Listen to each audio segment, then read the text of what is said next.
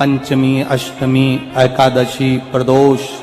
शिवरात्रि, अमावस्या, पूर्णिमा, इस दिन ये 7 दिवस आपको बताए थे और कहा गया था कि 5-5 दिए लगाना शाम के समय पर, बन सके उन दिए को लंबी बाती का। कौन सी बाती का? जम के बोलो जरा। लंबी बाती का। आपको पहले भी कथा में कहा, लंबी बाती का जो दिया होता है, लंबी बाती का जो दीप होता है, वो दीप हमारे जीवन में वंश की भी वृद्धि करता है। इसलिए हमारे यहाँ पितरों का दिया, देवी जी का दिया, नवरात्रे का दीप, ये सब लंबी बाती के लगते हैं। तो लंबी बाती का जो दीप होता है वो हमारे यहाँ वंश की भी वृद्धि करता है, लक्ष्मी की भी वृद्धि करता है, सुख समृद्धि। और अगर मान लो भूल से हमारा कहीं पैसा अटक गया और वो व्यापारी नहीं दे रहा, तो लंबी बाती का जो दिया होता है वो पैसा भी हमारा वापस लौटा कर लाता है। इसलिए लंबी बाती के दीप का स्मरण करा। सावन के महीने में जो अधिक मास पड़ता है उसमें 7 जगह अर्थात 7 तिथियां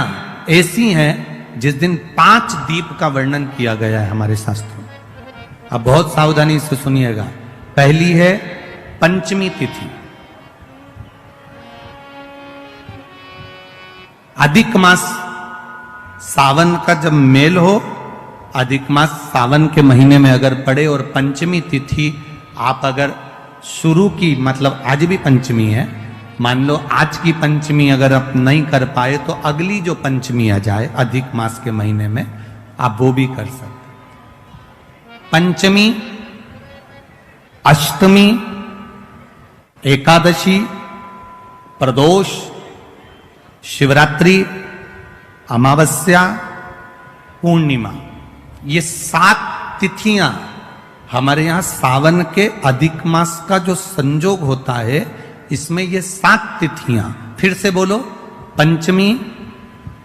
अष्टमी, एकादशी, प्रदोष, शिवरात्रि, अमावस्या,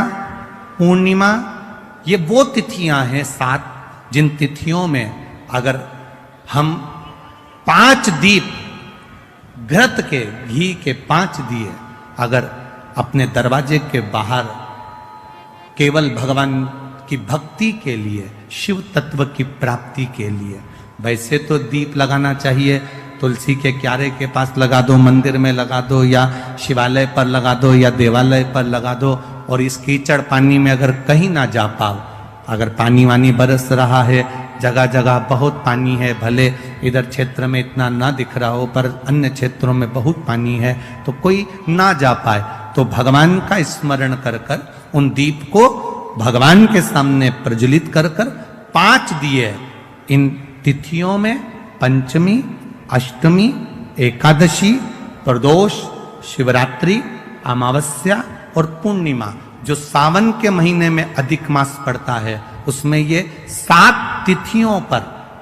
जो 5 दीप भगवान के सामने प्रज्वलित कर कर अपने दरवाजे के पास में बाहर की ओर रख देता है, उसके घर में कभी रोग, बीमारी और लक्ष्मी की कोई कमती नहीं होती, उसका जीवन सार्थक हो जाता है। पर सावन के महीने में अधिक मास के संजोग पर यह होता है। बाकी के समय पर अधिक मास कोई से भी अगर महीने में आ गया, आषाढ़ का आ गया, या कोई महीने में कार्तिक का आ गया अधिक मास, या कोई अन्य महीने में आ गया, तो उसका प्रमाण नहीं है महाराज। सावन के महीने में अगर अधिक मास पड़ रहा है तो ये 5 तिथियां।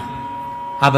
कई लोग कहते हैं गुरुजी पंचमी हम 2 लें, 2 पंचमी आएगी, 2 एकादशी का वर्णन आ जावे, तो हम कौन सी? तो यहां एक भी अगर आप कर रहे हो 7 तिथियों में से एक भी अगर ये नहीं कर पाओ तो अगली कर लो, अगली नहीं कर पाओ तो ये स्मरण में रहकर डॉक्टर का पीछा ही नहीं छूट रहा हो, तो शिव महापुराण, विष्णु पुराण और स्कंद पुराण में जो पुरुषोत्तम कथाओं का वर्णन किया गया है, एक आटे का दिया, उसमें 4 बत्ती, आटे के दिए में 4 बत्ती रखें, तिल्ली का तेल डाल लें, थोड़ा सा उसमें सरसों का तेल डाल लें। महाराज घर के बाहर,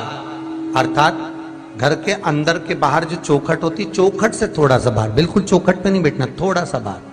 9वीं तिथि के दिन शाम के 6 से 6:30 के बीच में 21 बार जो व्यक्ति बीमार रहता है उसके सिर से नीचे की ओर श्री नरसिंह भगवान का स्मरण कर कर जिस अधिक मास में जिस तिथि को उतारा कर रहे हो उस तिथि का नाम लेकर, उस अश्विन अधिक मास का नाम लेकर, जो व्यक्ति का उतारा कर रहे हो उसका नाम और गोत्र लेकर 21 बार जो उतार कर उस दिए को घर के ही चौखट पर रख देता है, उस व्यक्ति की बीमारी छूट जाती है महाराज। वो रोगीला नहीं रहता, रोग से ग्रस्त नहीं रहता, दवाई गोली उसकी छूटती है। कभी ये डॉक्टर को दिखा लो, कभी वो डॉक्टर को दिखा लो, कभी यहां दिखाओ, कभी वहां दिखाओ, उससे छुटकारा मिलता है।